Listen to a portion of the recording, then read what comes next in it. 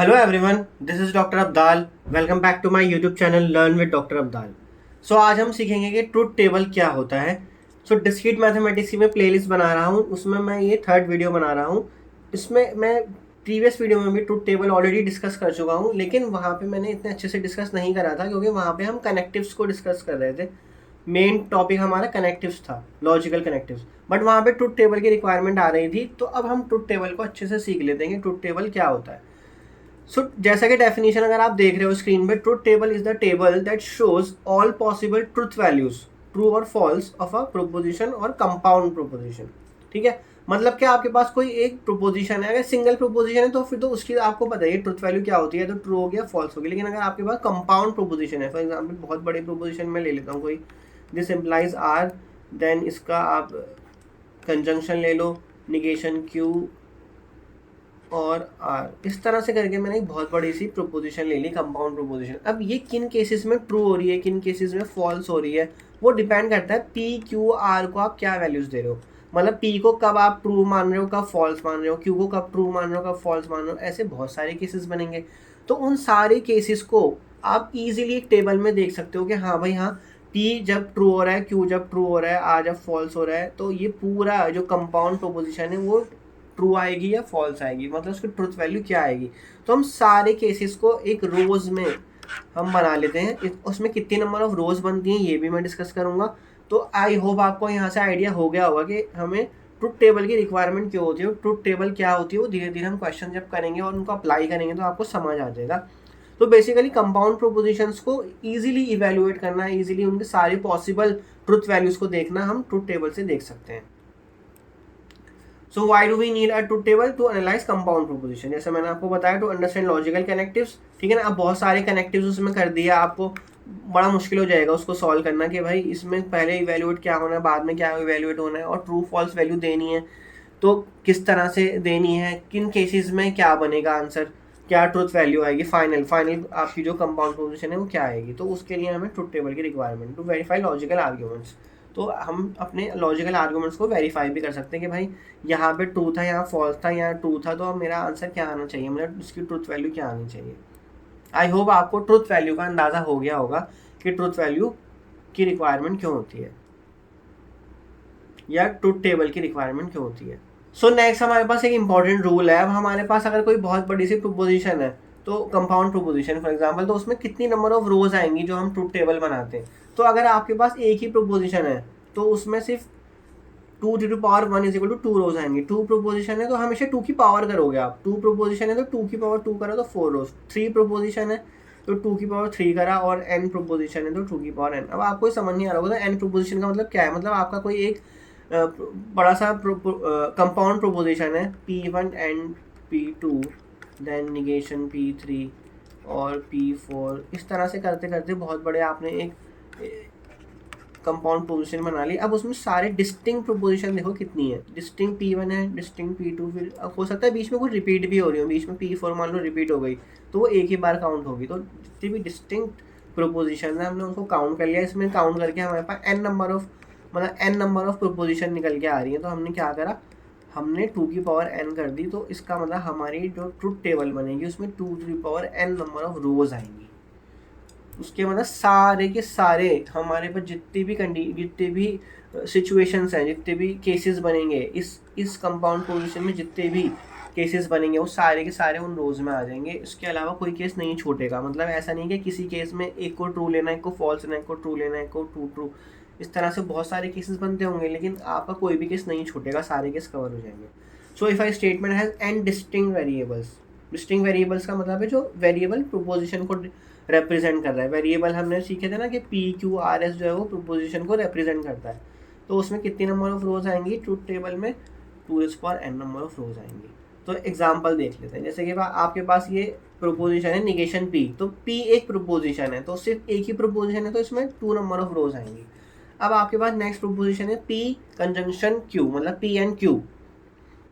तो इस केस में आपके पास कितनी नंबर ऑफ रोज आएंगी, टू टू पावर टू मतलब फोर, क्योंकि यहाँ पे पी और क्यू आपके पास डिस्टिंक्ट प्रोपोजिशंस हैं.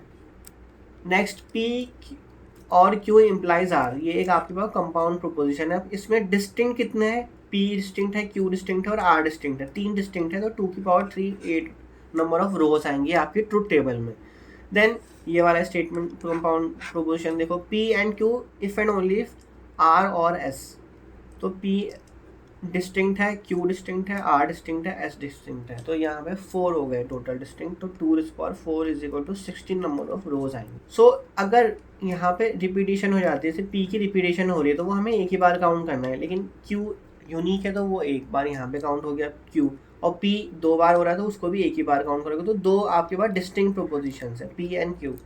तो आपके नंबर ऑफ रोज कितनी बनेंगी, 2 की power 2 is equal to 4। So next हम एक क्वेश्चन देख लेते हैं कि कैसे ट्रुथ टेबल कंस्ट्रक्ट होती है किसी कंपाउंड प्रोपोजिशन की कॉरेस्पॉन्डिंग में। तो जैसे कि आपके पास कंपाउंड प्रोपोजिशन गिवन है P and Q implies R, तो कितने डिस्टिंक्ट प्रोपोजिशन है इसमें, पी क्यू आर 3 है, तो 2 की पावर 3 मतलब 8 नंबर ऑफ रोज आएंगी। अब इसको बनाने का तरीका क्या है, आपको क्या करना है, पी लिखना है, क्यू लिखना है, आर लिखना है, और उसमें आपको अब टी एफ फिल करने हैं, मतलब टी फॉर ट्रू और एफ फॉर फॉल्स। तो 8 का आपको क्या करना है, सबसे पहले 8 का हाफ कर लेना है, तो 8 का हाफ 4 होगा।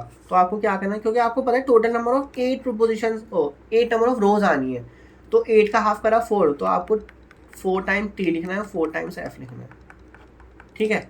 फिर 4 का हाफ करो 2, तो 2 times T 2 times F, 2 times T 2 times F, ठीक है यहाँ तक। फिर आपके पास आ गया आर, तो 2 का हाफ करो 1, तो मतलब 1 time T 1 time F, 1 time T 1 time F, 1 time T 1 time F, 1 time T 1 time F. इस तरह से आपकी ये टेबल बनेगी पी क्यू आर की। फिर हम आगे और चीज़ें भी इवेल्युएट करेंगे, तो देख लेते हैं सारी पॉसिबल जितनी भी थे P Q are, total number of रोज आप काउंट कर लो 8 होंगी, और जैसे कि 4 ट्रू हैं 4 फॉल्स हैं, फिर 2 ट्रू हैं 2 फॉल्स हैं, 2 ट्रू हैं 2 फॉल्स हैं, इस तरह से 1, फिर लास्ट में 1 टी 1 है, 1 टी 1 है। तो इस तरह से आपका ये पूरी टेबल बन के तैयार हो गई पी क्यू आर की। अब नेक्स्ट हमें क्या इवेल्युएट करना है, P and Q implies R, हमें क्या इवेल्युएट करना है, P and Q implies R. तो इसके लिए हमें क्या चीज़ें निकालनी होंगी, सबसे पहले तो पी एंड क्यू निकालना होगा, मतलब कि conjunction, P conjunction Q solve करना है आपने। तो पी कंजंक्शन क्यू मतलब ये ट्रू कब होता है, पी कंजंक्शन क्यू जब दोनों के दोनों ट्रू होते हैं। पी और क्यू पे अब आप फोकस करो, जब दोनों ट्रू होंगे तभी ये ट्रू आएगा, दोनों ट्रू हैं तभी ट्रू आ रहा है, देखो। तो इस तरह से हमारा ये कंजंक्शन इवेल्युएट होता है। अब एक भी फॉल्स आ रहा है, हम पी और क्यू को ही इवेल्युएट कर रहे हैं क्योंकि पी एंड क्यू का ही कंजंक्शन लेना है हमें। तो फॉल्स आ गया, फिर फॉल्स फॉल्स फॉल्स, सब जगह फॉल्स आ रहा है, क्यों, क्योंकि यहाँ पे फॉल्स आ रहे हैं। जहाँ पे भी एक जगह भी फॉल्स आ जाता है तो कंजंक्शन में फॉल्स आता है फाइनल आउटपुट में, ठीक है। हमने ये कनेक्टिव्स लास्ट वीडियो में पढ़े थे कि कनेक्टिव्स की ट्रुथ टेबल कैसे बनती है और कनेक्टिव कैसे काम करता है, कब ट्रू वैल्यू देता है, कब फॉल्स वैल्यू देता है। तो आप मेरी वो प्रीवियस वीडियो जरूर देखना जाके, कनेक्टिव्स, कंजंक्शन, डिसजंक्शन, सारे कनेक्टिव्स मैंने आपको एक्सप्लेन करे थे। अब हमें इवेल्युएट क्या करना था, P and Q implies R, ये हमें इवेल्युएट करना था। अब हमें इम्प्लीकेशन वाला भी देखना है, मतलब इफ़ ए देन बी, ये वाला भी देखना है। ये इम्प्लाई का मतलब यही होता है, इफ़ ए देन बी। तो अब आर हमारे पास आ जाएगा एक्स्ट्रा में, तो हमारे पास पी एंड क्यू तो रेडी है, इम्प्लाई करना है हमें आर की तरफ। तो हमें पता है कि इसकी जो टेबल होती है, अगर हमारे पास 2 प्रोपोजिशन है ए और बी, तो यहाँ पे टी टी एफ एफ, फिर टी एफ टी एफ। अगर मुझे ए इम्प्लाई बी कराना है ना, तो ये मुझे पता है कब फॉल्स होता है, सिर्फ और सिर्फ ये एक ही केस में फॉल्स होता है, जब यहाँ पे टी आ जाए और यहाँ एफ आ जाए, ठीक है। डिफरेंशिएबिलिटी और कंटिन्यूटी वाला एग्जांपल मैंने आपको बताया था, और बाकी सारे केसेस में ये ट्रू रहता है, ठीक है। सिर्फ और सिर्फ कब फॉल्स आ रहा है, जब टी और एफ हो रहा है।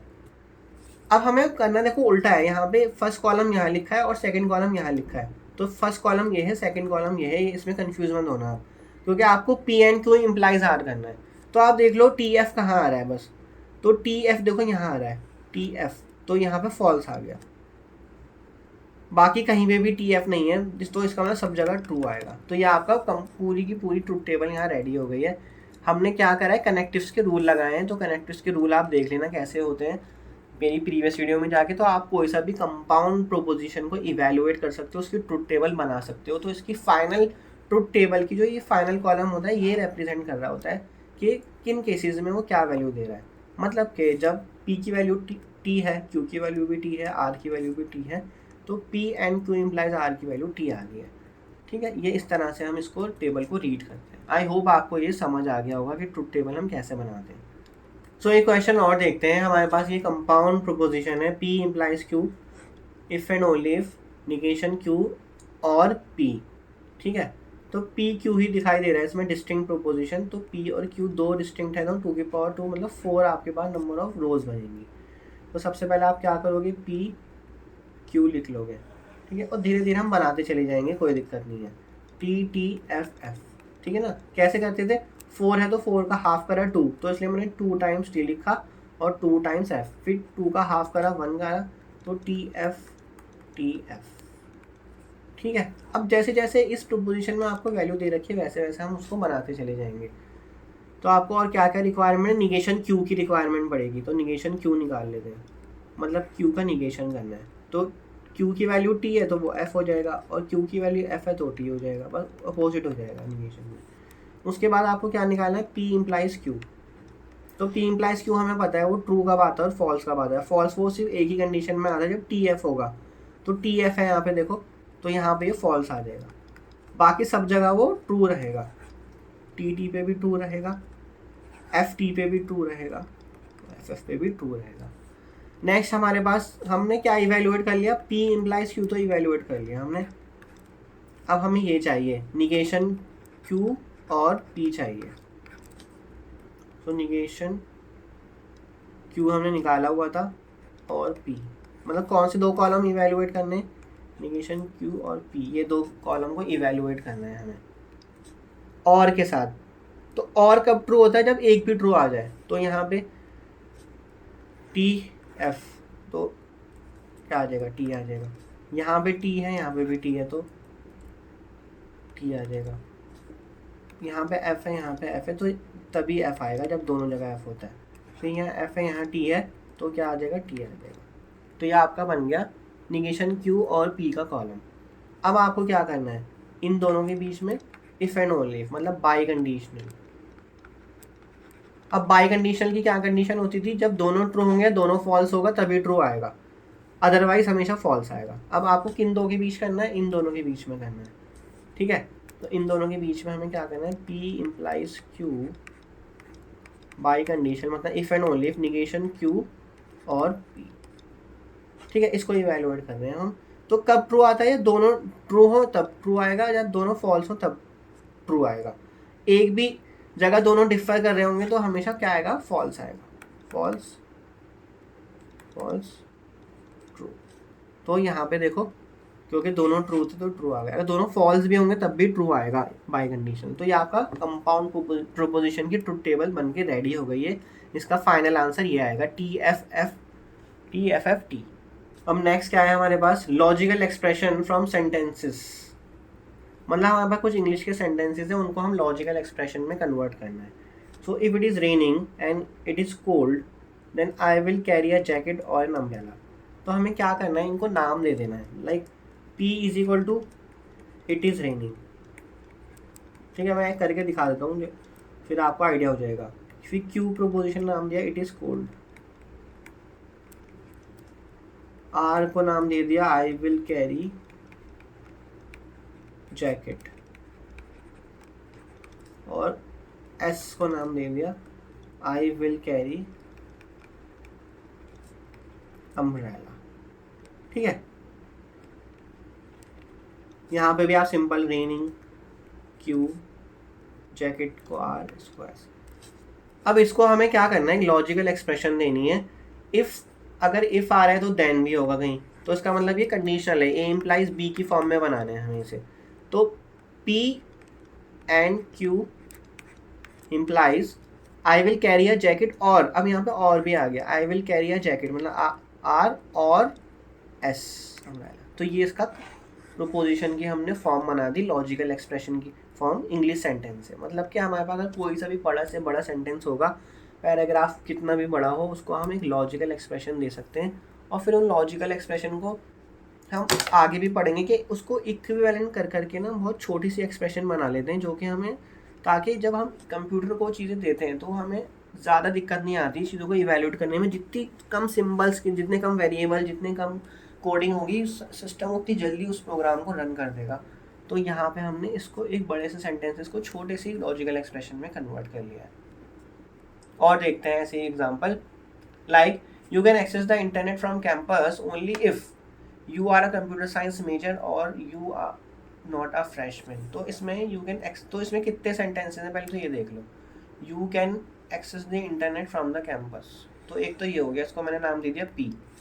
अब यहाँ पे ओनली इफ़ आ रहा है भाई। ओनली इफ़ आपको मैंने अपनी वीडियो में बताया था कि ओनली इफ़ कैसे ट्रीट करते हैं। ये भी इफ़ ए देन बी वाला ही केस है। तो ओनली इफ़ से पहले जो लिखा होता है वो क्या माना जाता है, इफ़ का केस माना जाता है। और ओनली इफ़ के बाद जो लिखा होता है वो देन वाला माना जाता है। तो नेक्स्ट क्या आएगा इसमें, you are a computer science major, एक स्टेटमेंट ये हो गया, और आ गया फिर यहाँ पे बीच में, और you are not a freshman. ठीक है, तो मैंने क्या करा, पी को क्या दिया, you can access the internet. ठीक है, अगर आप एग्जाम में कर रहे हो तो आपको बताना पड़ेगा पी क्यू आर क्या है, तो इसका नाम दे दे Q. Q for you are a computer science major. Then मैं अपना आर स्टेटमेंट ले रहा हूँ, यू आर अ फ्रेशमैन। ठीक है, यू आर आ, आप चाहो तो नॉट के साथ भी ले सकते हो, तो मैं उसको अब लॉजिकल एक्सप्रेशन में अपने अकॉर्डिंग ट्रीट कर लूँगा निगेशन लगा के। तो मैंने क्या बताया था, ओनली इफ से पहले का जो पार्ट है वो इफ में आएगा। तो इफ है ना, इफ पी देन क्यू और आर का भी नॉट आएगा। ये एक तरह से मैंने अभी एक छोटा सा आपको फॉर्म बना के दिखा दिए। इसको अब आप लॉजिकल एक्सप्रेशन में कैसे कन्वर्ट करोगे, पी देन क्यू और निगेशन, ये बन गया आपका। मतलब कि अगर आप इंटरनेट को एक्सेस कर पा रहे हो कैंपस में, इसका मतलब है, इम्प्लाई कर रहा है वो, या तो आप कंप्यूटर साइंस मेजर हो और you are not a freshman. ठीक है, मतलब आप फ्रेशर नहीं। इस तरह से ये पूरा आपका लॉजिकल एक्सप्रेशन बन के रेडी होता है। नेक्स्ट देख लेते हैं, the automated reply can not be sent when the file system is full.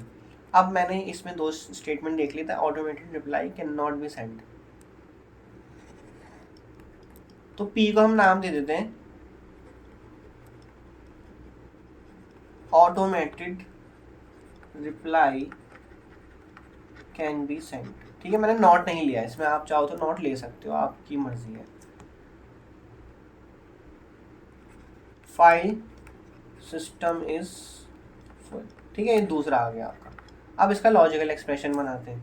तो वैन यहाँ पे लिखा है, वैन जब मतलब वैन के बाद जो चीज़ है वो पहले आएगी, वैन के बाद जो चीज़ है वो क्यू, मतलब फाइल सिस्टम इज फुल। जब फाइल सिस्टम फुल होगा तो वो इम्प्लाई करेगा automated reply can not be send, मतलब निगेशन ऑफ पी को इम्प्लाई करेगा। तो इसमें इस चीज़ को समझ लेना भाई, ओनली इफ़ कैसे ट्रीट करना है और वैन कैसे ट्रीट करना है। मतलब वैन के बाद जो लिखा है ना वो इफ़ के बाद वाली कंडीशन है, और वैन से पहले जो लिखा है वो देन के बाद वाली कंडीशन है। अब इसको देखते हैं, you will be allowed to register for the final examination only if. अब ओनली इफ से पहले जो होता है वो इफ का पार्ट, इफ का बॉडी होती है वो। You will be allowed to register for the final examination, एक तो ये हो गया। उसके बीच में वो बोला ओनली इफ, मतलब ये इफ देन में ट्रीट होगा।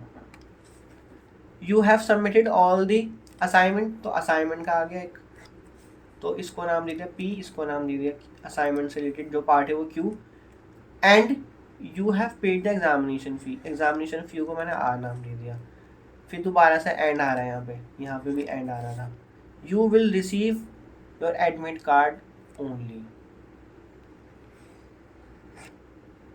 S only if you are officially registered. तो भाई इसमें तो बहुत सारे आ गए हैं, P Q R S T, तो इसको बनाते चले जाते हैं, कोई दिक्कत नहीं है। तो क्योंकि सारा ओनली इफ वाला ही पार्ट है, ओनली इफ से पहले जो आएगा वो ओनली इफ से पहले की, मतलब ए बनेगा, ए इम्प्लाइज बी में ए बनेगा ओनली इफ से पहले का पार्ट, और ओनली इफ के बाद वाला जो पार्ट है वो ए इम्प्लाइज बी में बी बनेगा। तो पहले पी आ गया, मतलब you will be allowed to register for the final examination only if, मतलब फिर इम्प्लीकेशन आएगा। You have submitted all the assignment, मतलब क्यू, फिर आ रहा है बीच में and, you have paid examination fee, तो आर आ गया। ठीक है, इसको बंद कर देते हैं। उसके बाद वो एंड भी बोल रहा है, and you will receive your admit card only, मतलब एक नया स्टेटमेंट आ गया। अब ये पूरी की पूरी ब्रैकेट बंद करो, and you will receive your admit card only if का मतलब है इम्प्लीकेशन आएगा, मतलब कंडीशनल बन गया, यू आर ऑफिशियली रजिस्टर्ड, मतलब टी आ गया। तो ये आपका पूरा का पूरा क्या बना, कंपाउंड प्रोपोजिशन बन रही लॉजिकल एक्सप्रेशन की फॉर्म में। जो आपका सेंटेंस था वो इस तरह से ट्रीट होगा, P implies Q and R, फिर bracket close, conjunction S implies T, ठीक है। तो ये बन गया आपका पूरा का पूरा logical expression. I hope this is clear to you.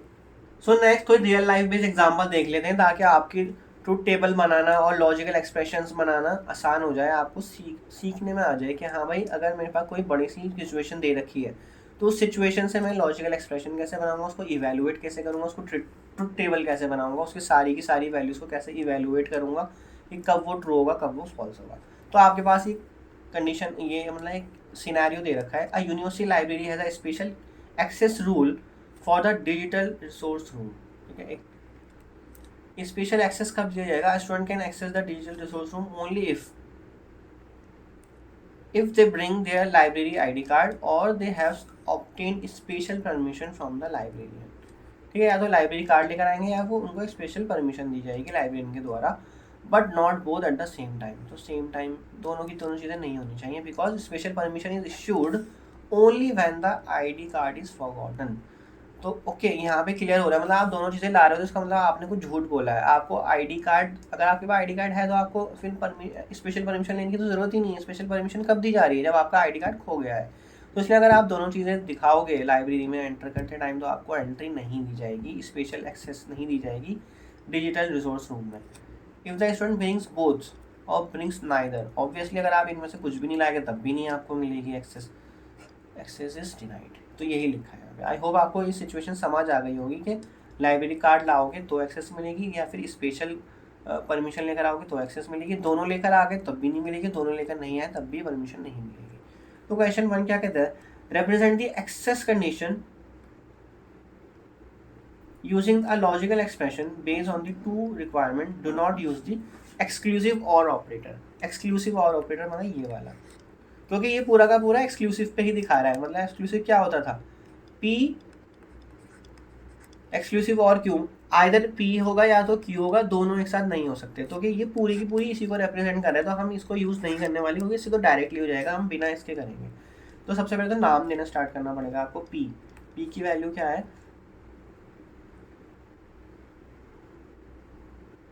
If they bring, इसको लिख लेते हैं, if they bring library ID card, ठीक है। ये एक कंडीशन है आपके पास। क्यू कंडीशन ले लेते हैं, special permission from the librarian, ठीक है। ये दो तीन चीज़ें आपके पास, स्पेशल परमिशन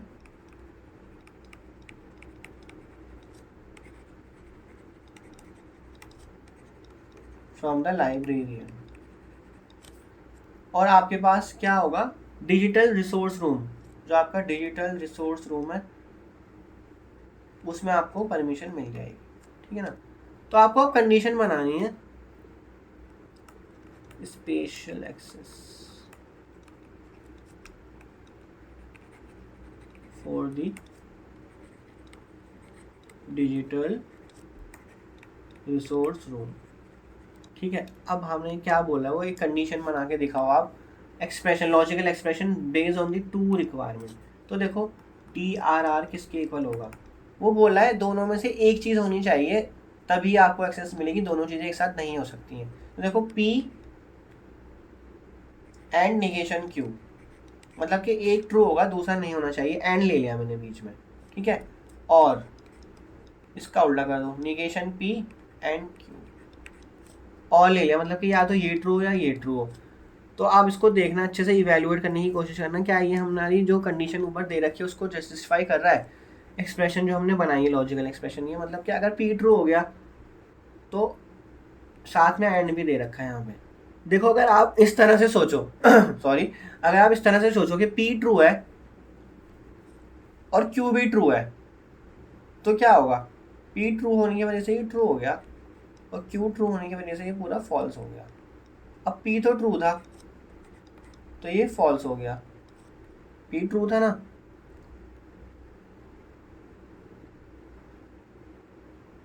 हम क्या लेके चल रहे हैं, पी को भी टी लेके चल रहे हैं, क्यू को भी टी लेके चल रहे हैं, तो निगेशन पी एफ हो जाएगा एंड क्यू, क्यू को आप टी लेके चल रहे हो, तो अब फाइनल क्या बनेगा, एफ और एफ, तो ये एफ ही आएगा। और ये सही भी आ रहा है, क्यों आ रहा है, क्योंकि हमने कंडीशन ये बोली थी अगर दोनों चीज़ें हो गई तो दोनों चीज़ें होने के बाद उसको डिजिटल रिसोर्स रूम में एक्सेस नहीं दिया जाएगा।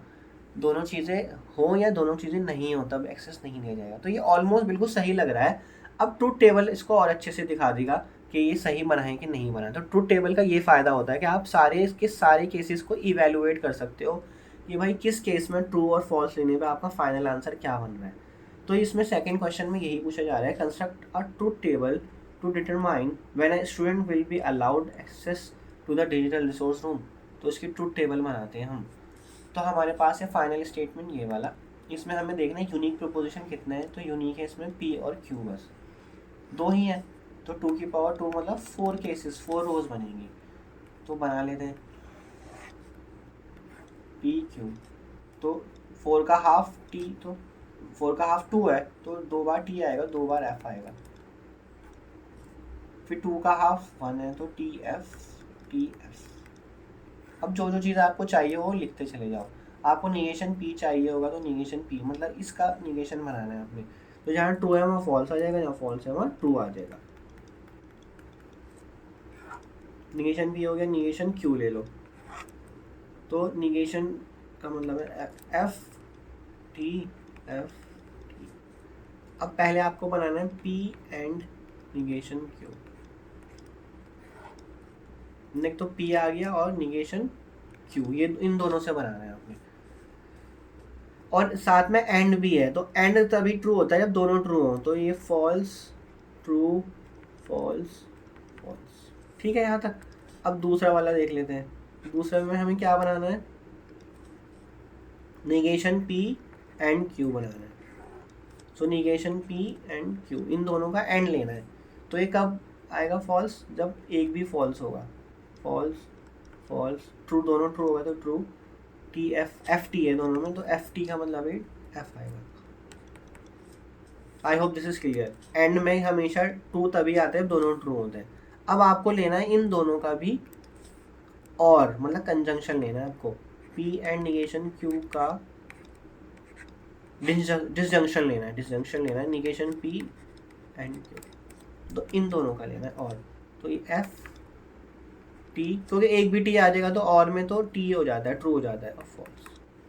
अब आप देख लो भाई, अगर दोनों ट्रू हो रहे हैं मतलब दोनों चीज़ें ला रहा है बंदा जो आपका स्टूडेंट है, तो आपको एक्सेस नहीं दी जा रही, फॉल्स आ रहा है। अगर एक चीज़ है तो ट्रू आ रहा है, देखो सही, एक चीज़ है तो ट्रू, मतलब क्यू आ रहा है, क्यू का मतलब है स्पेशल परमिशन दी गई है लाइब्रेरियन के द्वारा, तो ये ट्रू आ रहा है, सही है बिल्कुल। और दोनों एफ है मतलब दोनों ही नहीं लाया वो, तो फॉल्स आ रहा है। तो आपका ये जो ऊपर हमने लॉजिकल एक्सप्रेशन बनाया था ये बिल्कुल सही बनाया था और ट्रुथ टेबल से भी वो वेरीफाई हो गया। तो ये है ट्रुथ टेबल का फ़ायदा कि आप अगर कुछ भी लॉजिकल एक्सप्रेशन बना रहे हो तो वो क्या आपकी रियल सिचुएशन को जस्टिफाई कर रहा है, वो हर एक केस में उसको बिल्कुल प्रॉपरली जस्टिफाई कर पा रहा है कि नहीं कर पा रहा है, यही है ट्रुथ टेबल का फ़ायदा। सो नेक्स्ट प्रॉब्लम देखते हैं। A company has a rule of awarding a performance bonus to employee. An employee will receive a performance bonus if they have completed the required project. तो एक तो ये आ गया required project complete कर लिया and have met the attendance requirement, attendance requirement condition second हो गई। However if the employ has receive a disciplinary warning then they will not receive the bonus even if other condition are satisfied. मतलब अगर उसके पास project भी complete है, उसका attendance requirement भी पूरी है, बट उसके पास कोई डिसिप्लिनरी वार्निंग दी गई है उसको, तो उसको तब भी अवार्ड नहीं दिया जाएगा, परफॉर्मेंस जो बोनस है मतलब वो नहीं दिया जाएगा। तो इसको हमें सबसे पहले कंडीशन में बना लेना है। तो कंडीशन क्या क्या है आप यहाँ पे इजीली लिख सकते हो। हम क्या ले रहे हैं, पी का मतलब है कंप्लीटेड प्रोजेक्ट, ठीक है, शॉर्ट में लिख रहा हूँ मैं बिल्कुल, आपको इतना ही शॉर्ट में लिख लोगे तो भी काफ़ी है।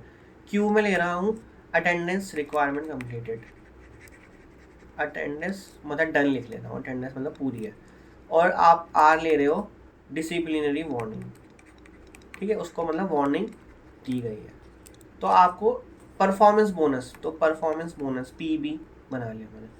परफॉर्मेंस बोनस कैसे कंडीशन बनेगी, मतलब पी भी हो एंड क्यू भी हो, ये दोनों तो हो ही, एंड निगेशन ऑफ आर हो, मतलब डिसिप्लिनरी वार्निंग नहीं दी गई हो, तब जाके उसको परफॉर्मेंस बोनस मिलेगा।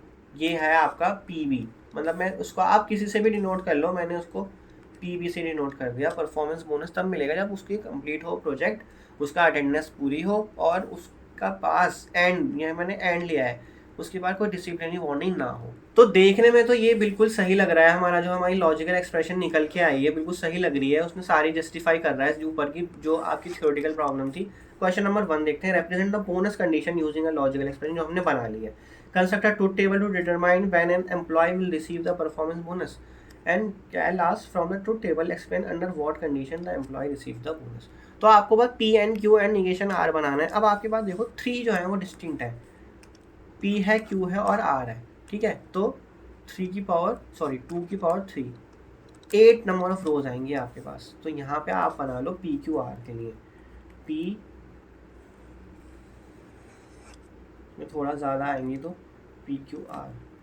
तो सबसे पहले तो आप 8 का हाफ करोगे तो 4, तो T T T T F F F F 4 बार आ गए दोनों। फिर 8 का हाफ करा था 4, 4 का हाफ करा 2, अब 2 times T, 2 times F, 2 times T, 2 times F, then R. R में कैसा आएगा, टी एफ टी, ठीक है, सही से लिखोगे तो गलती नहीं होगी, T F T F T F, ठीक है। तो ये आपके तीनों हमने प्रोपोजिशन यहाँ पे लिख लिए, सारे केस यहाँ पे कवर हो गए। अब बनाना शुरू करते हैं पी एंड क्यू। आपको एक चीज़ की रिक्वायरमेंट और है, निगेशन आर, तो निगेशन आर निकाल के ही रख लो पहले से। निगेशन आर तो मतलब आर का उल्टा कर देना जस्ट, तो यहाँ पे टी एम एफ आ जाएगा, तो F T F T F T F, ठीक है। अब बनाते हैं पी एंड क्यू, मतलब P यहाँ पर है और Q यहाँ पर है। इसका क्या बनाना है हमें, इसका बनाना है कंजंक्शन एंड। तो ये ट्रू कब होता है, जब दोनों ट्रू हो जाते हैं, है ना, ये तभी होता है ना ट्रू।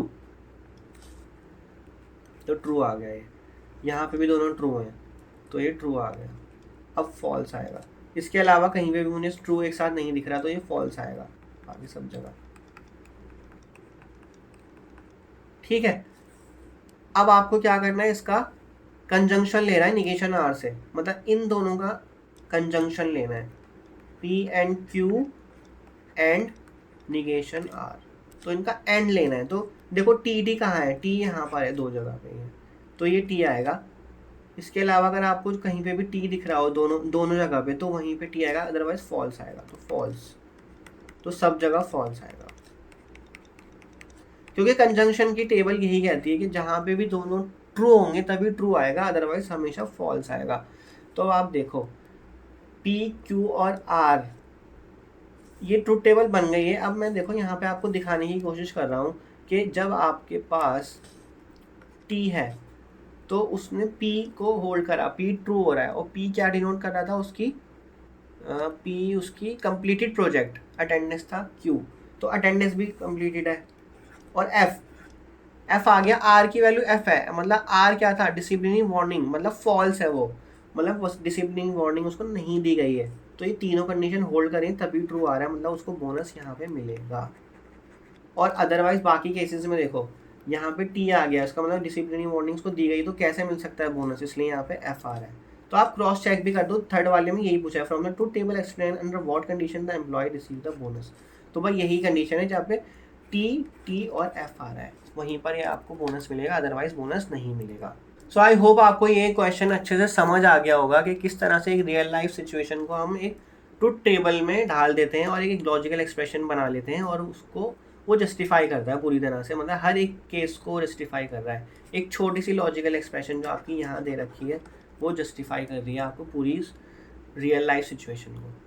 सो एक लास्ट एग्जांपल और देख लेते हैं रियल लाइफ बेस्ड। तो आपके पास है smart home security system. Smart home security system will sound an alarm based on the following condition, motion is detected, a window door is open, the system is armed, the alarm sound.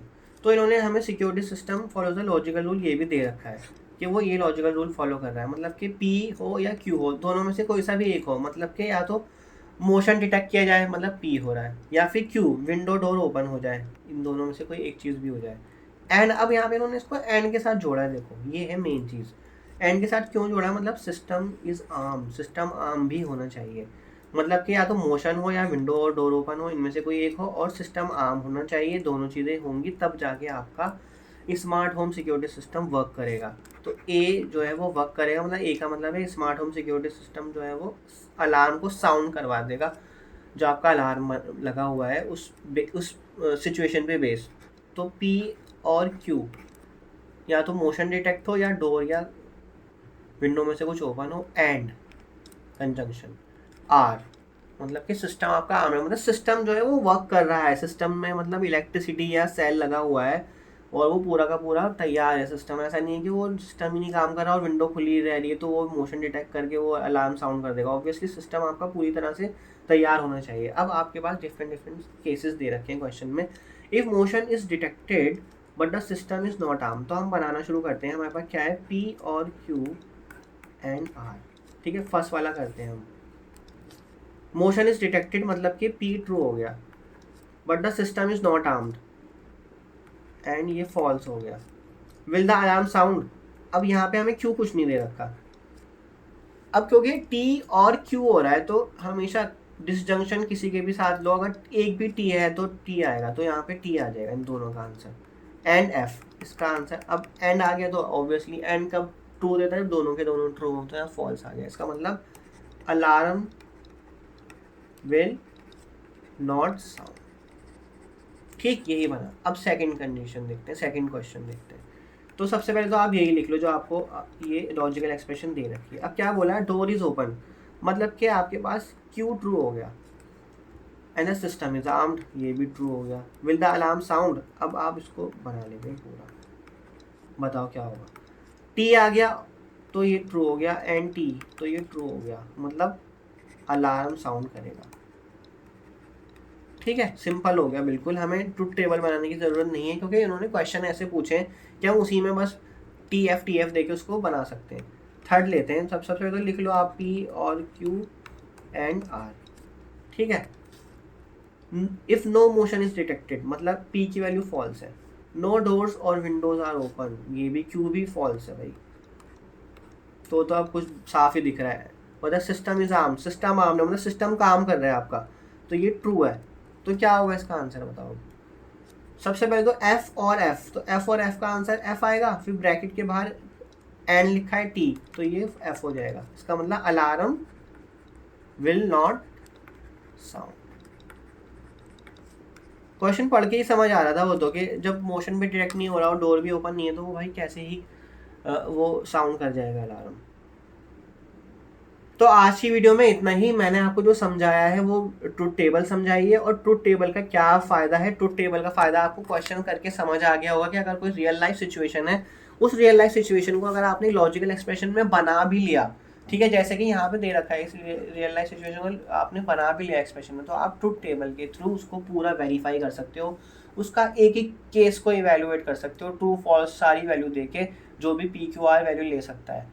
तो वहाँ से हमें truth table से ये फ़ायदा हो जाता है। सो आई होप आपको ये अच्छे से समझ आया होगा आज की वीडियो का ये टॉपिक जो था। और मैथ्स मैं हमेशा ये कहता हूँ कि जब तक आप खुद से पेन उठा के कॉपी पे खुद से नहीं सॉल्व करोगे, मैथ्स आपको नहीं आ सकता। मैथ्स जो है दिखने में तो लग रहा होता है कि हाँ ये तो ऐसे हो जाएगा, लेकिन जब आप करने बैठते हो ना तो आपका माइंड और हैंड का कनेक्शन नहीं हो पाता है, और इस वजह से जो है बच्चे मैथ्स में अच्छा स्कोर कभी कभी नहीं कर पाते हैं क्योंकि वो प्रैक्टिस नहीं करते हैं। तो अच्छे से प्रैक्टिस करो, फिर मिलेंगे नेक्स्ट वीडियो में। Thank you so much.